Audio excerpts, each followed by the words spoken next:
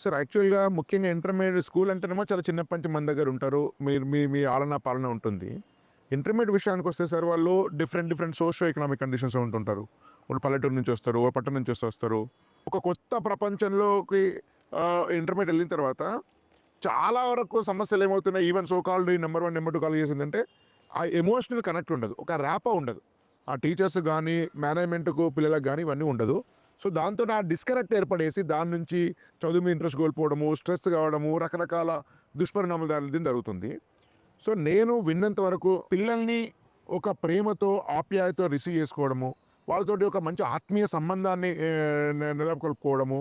So, వాళ్ళెక్కడ గూడా emotional disconnect గాకుండా వాళ్ళతోటి కలిసి ఒక కుటుంబాన్ని రీప్లేస్‌మెంట్ ఇవ్వకపోయినా గూడా ఎంతో ఒక కుటుంబం లాంటి వాతావరణంతోటి టీచర్స్ ఉన్నారు. పిల్లలు అట్లే ఉన్నారు. సో, ఇది ఎట్లా నిర్మాణం చేయగలిగారు మీరు ఒక కాలేజీలో? చదువు అనేటువంటిది సెకండరీ. వాళ్ళెప్పుడైతే కొత్తగా వచ్చినప్పుడు వాళ్ళు ముందిక్కడ సెట్ అవ్వడం అనేటువంటిది ఇంపార్టెంటు. కాబట్టి అక్కడ ఏదైతే మిస్ అవుతున్నారో అటువంటిదంతా కూడా ఇక్కడ ఒక ఫ్రీ అట్మాస్ఫియర్ వాళ్ళకి ఇంట్లో ఎట్లయితే ఉంటుందో అట్లాంటి అట్మాస్ఫియర్‌ని మేమిక్కడ క్రియేట్ చేస్తాము. దానికి మా లెక్చరర్స్ గానీ, స్టాఫ్ గానీ వాళ్ళందరూ గూడా ఆ బాధ్యత తీసుకొని చేస్తారు గాబట్టి మేమది చేయగలుగుతా ఉన్నాం. ముఖ్యంగా ఆడపిల్లలకి ఇంకా ఎక్కువ భద్రత లేదా వాళ్ళకి ఆ హోమ్లీ అట్మాస్ఫియర్ క్రియేట్ చేసేటువంటి ప్రయత్నం మా టీచర్సు, మా మల్లికార్జున రెడ్డి గారు, మిగతా వాళ్ళందరూ గూడా ఆ లైన్‌లోనే వాళ్ళు చేస్తారు.